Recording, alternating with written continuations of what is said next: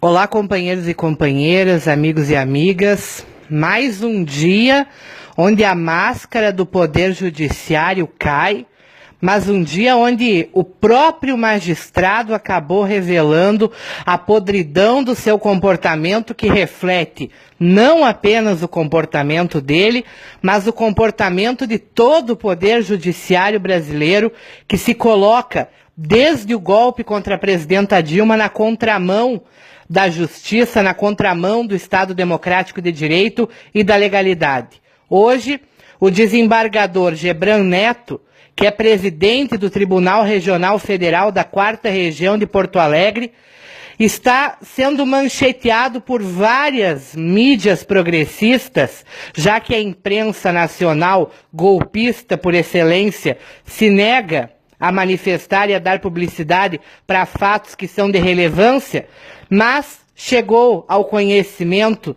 da grande maioria da imprensa progressista do nosso país que o ministro, o desembargador, presidente do TRF4 de Porto Alegre, confessou ter agido na ilegalidade, às margens da lei, quando proibiu que a Polícia Federal soltasse de forma imediata o ex-presidente Lula, que havia recebido do desembargador Favretto, também do TRF4 de Porto Alegre, a ordem para que fosse libertado imediatamente.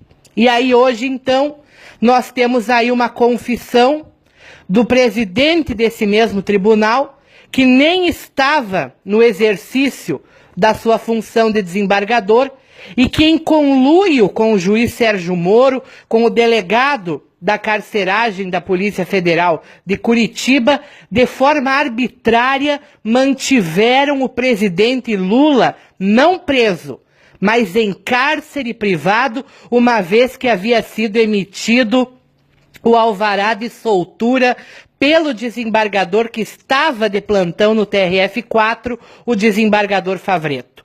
Então, Gebran age fora da lei, age às margens da legalidade, age como agiam os delegados no tempo da ditadura, age à revelia do que o diz a Constituição Federal, age como um ditador, age com apoio de tantos outros ditadores que fazem parte do nosso judiciário. O mesmo judiciário que ontem começou a alardear novamente delações premiadas falsas para tentar incriminar e assassinar a reputação do nosso vice-candidato a vice-presidente, Fernando Haddad. A pergunta que fica, companheiros e companheiras, é até quando nós continuaremos engolindo a podridão do comportamento deste judiciário aparelhado pelo crime organizado, desse poder judiciário que é pago com dinheiro da própria União para continuar sangrando a nossa democracia e cerceando a liberdade do povo brasileiro poder escolher o seu presidente em outubro desse ano em eleições que, ao que tudo indica, serão fraudadas pelo estabelecimento do capital no nosso país. Mais uma vez, nós temos mais uma prova de que o judiciário encontra-se completamente corrompido no que diz respeito ao caso do presidente Lula, que se encontra não preso por força da lei, mas justiçado como um preso político que é. E o que fica agora para nós, além da indignação de sabermos que o presidente Lula encontra-se injustiçado por um judiciário que não tem vergonha na cara e que não tem o direito moral de legitimidade popular de manter o homem que está na frente em todas as pesquisas da opinião popular para ocupar novamente o cargo de presidência da República, preso por este tipo de gente. Este tipo de gente que confessa em público que agiu de forma arbitrária, que agiu fora da lei para manter o presidente Lula preso. Mas a pergunta que nós todos estamos fazendo é, afinal de contas, por ordem de quem que Lula continua preso? Porque se o desembargador Favretto havia expedido um alvará de soltura no pleno gozo das suas funções de desembargador do Tribunal Regional Federal da 4ª Região, que era a corte natural do caso, e que ordenou que o presidente Lula fosse solto, pois havia um fato novo no seu caso, que era a sua eminente candidatura à presidência da República. E se este desembargador ordenou dentro da lei que o presidente Lula fosse solto, como é que agora, com a confissão do presidente do TRF4, o desembargador Gebran Neto, como é que agora Lula continua preso? Então se trata de uma mudança no status do presidente Lula, que deixa de ser, desde o dia em que lhe foi outorgada a sua liberdade através do alvará de soltura do ministro Favretto, até o dia de hoje, Lula muda o seu status de preso político para o status de refém, para o status de um refém do Estado que se encontra em cárcere privado.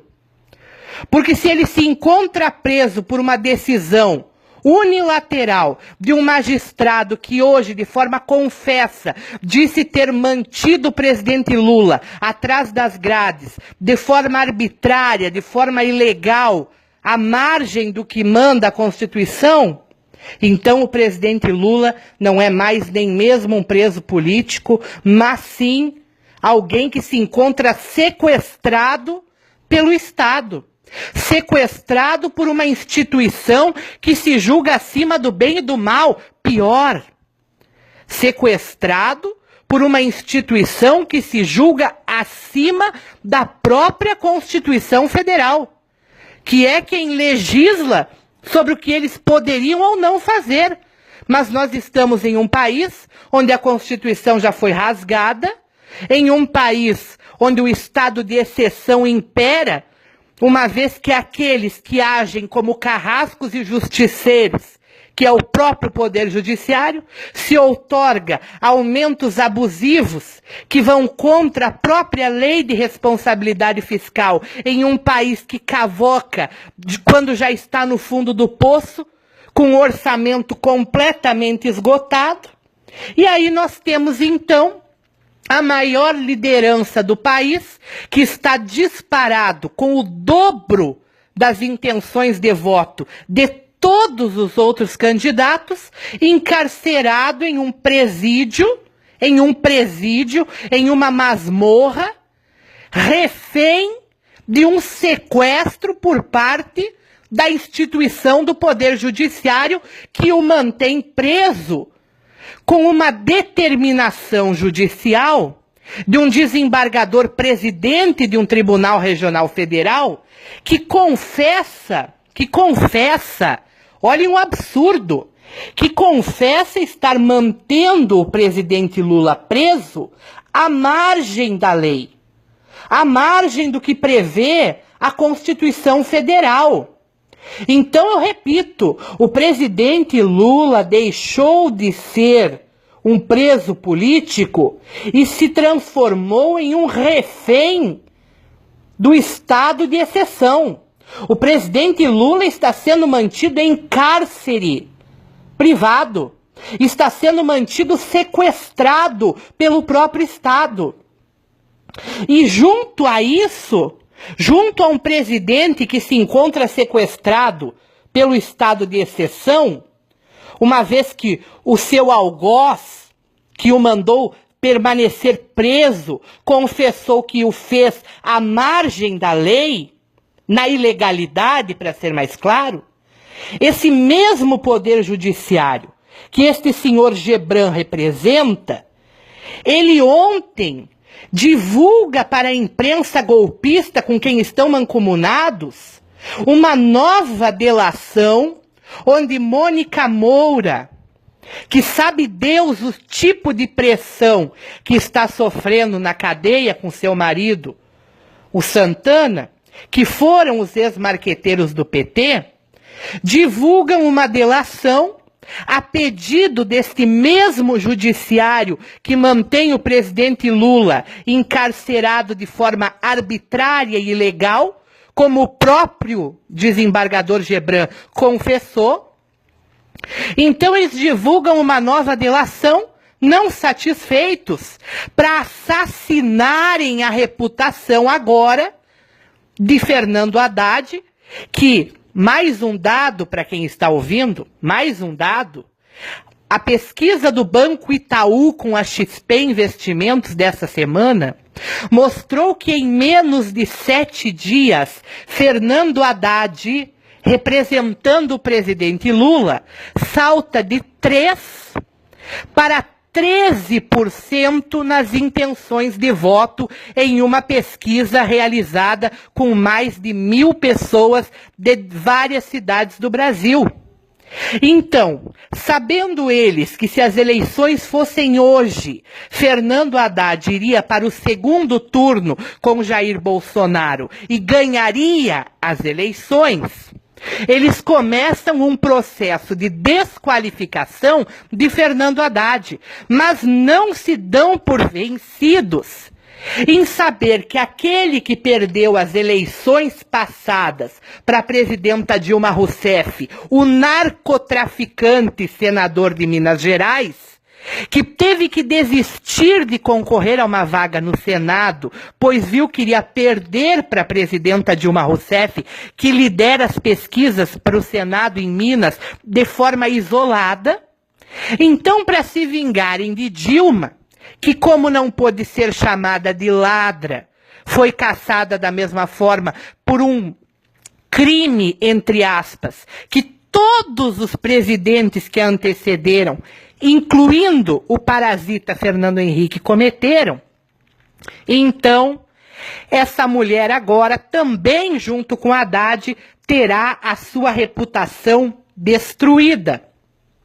É óbvio que eles não se darão por satisfeitos em ver o PT retornar ao Palácio do Planalto e estão dispostos a tudo para justiçarem o presidente Lula e quem se colocar no caminho do candidato deles, que já foi escolhido, e todos nós sabemos, é Geraldo Alckmin.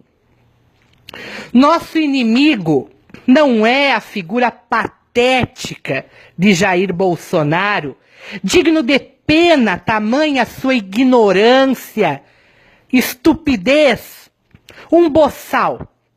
O verdadeiro inimigo, o candidato do que está estabelecido, o candidato do capital, do mercado financeiro, dos especuladores, dos banqueiros, o candidato do narcotráfico, do crime organizado, é Geraldo Alckmin.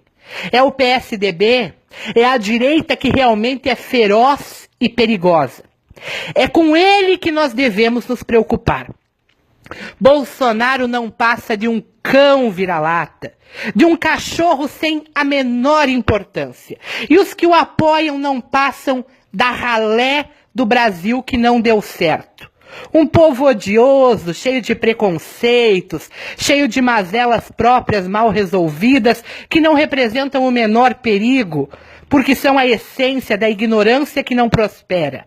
Agora, Geraldo Alckmin é o verdadeiro inimigo, é o que representa o que existe de mais perigoso no nosso país.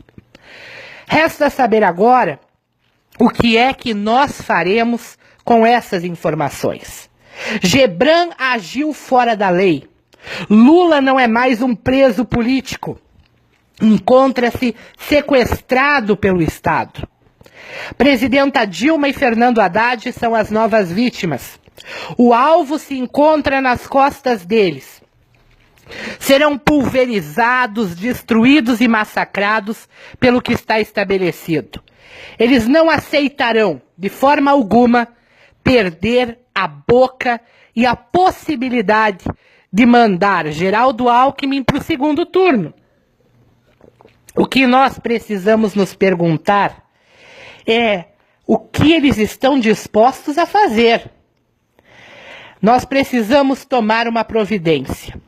Se o próprio desembargador do Tribunal Regional Federal confessa de público que agiu às margens da lei na completa ilegalidade, não respeitando os preceitos constitucionais para manter o presidente Lula atrás das grades, negando o devido processo legal que havia emitido um alvará de soltura através das mãos do desembargador Favretto, que foi completamente ridicularizado pela imprensa, pelos colegas do judiciário, bandidos que são, por partidos que se encontram aliados ao crime organizado e ao judiciário, e também, é claro, aos nossos advogados e advogadas desse país, que no outro dia somaram coro para que o ministro Favretto, que havia emitido o alvará de soltura do presidente Lula, fosse perseguido, inclusive pelo Ministério Público, que é quem tem as mãos mais sujas em todo esse escândalo, através da procuradora Raquel Dodge, que essa semana, cínica que é, solicitou um aumento de quase 17%, impactando o rombo nas contas públicas do nosso país, somado-se ao aumento pedido pelo Supremo em bilhões de reais. Então vocês vejam que nós temos uma quadrilha muito bem organizada em curso no nosso país. Uma quadrilha que não nasceu no Congresso Nacional. Nós estamos nos enganando, achando que esse esquema sórdido nasceu no golpe com Romero Jucá, com Michel Temer. Não, não. Esse esquema sórdido nasceu da toga, nasceu do martelo que batia no tribunal. Esse esquema nojento, pútrido, financiado com dinheiro estrangeiro, não nasceu da cabeça desses chifrudos do PMDB. Esse esquema nasceu de dentro do Poder Judiciário. Nasceu não da cabeça de Sérgio Moro, um fantoche patético desse lixo que nós estamos vendo. Moro é apenas um bonequinho vira-lata que o imperialismo usa para justiçar o presidente Lula, que é a única resistência que resta nesse país ao estabelecimento do crime organizado no Palácio do Planalto.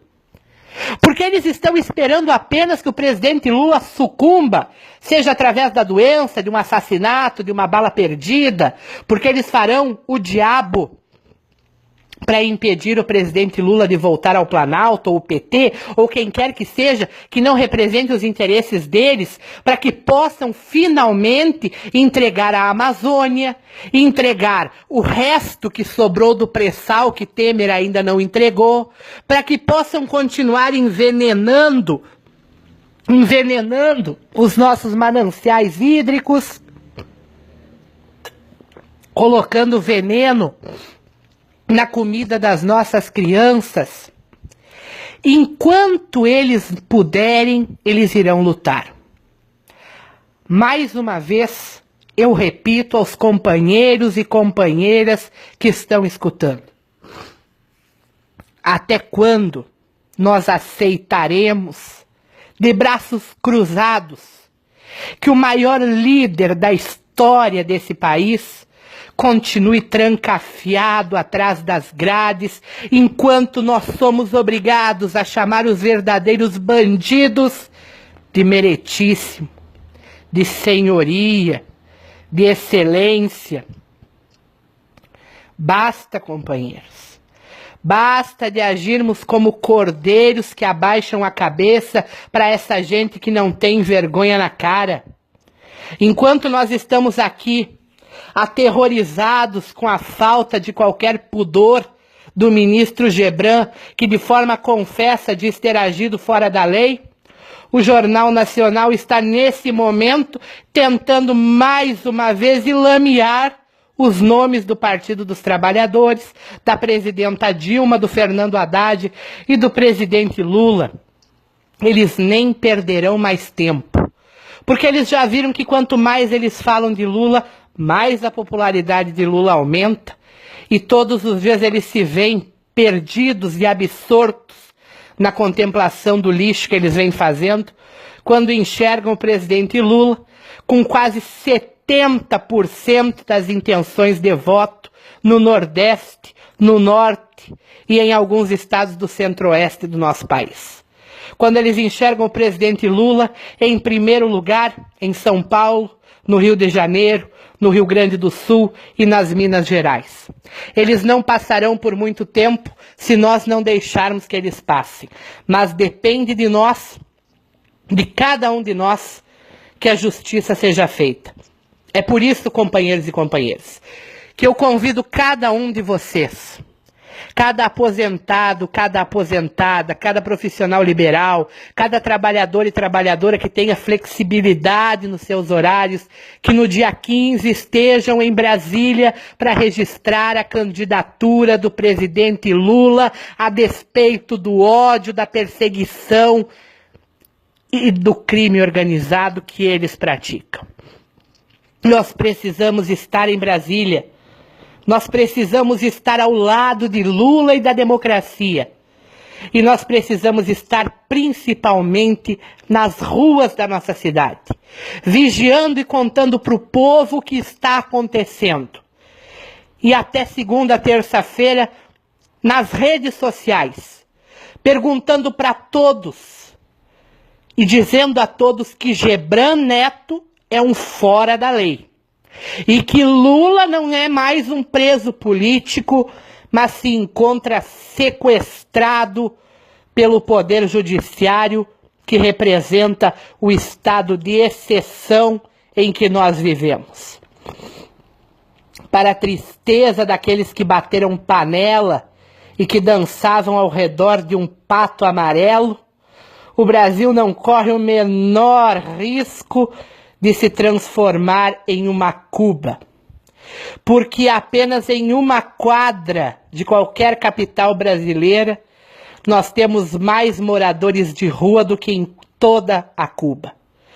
Porque em uma única capital brasileira do Nordeste nós temos mais gente passando fome do que em toda a Cuba.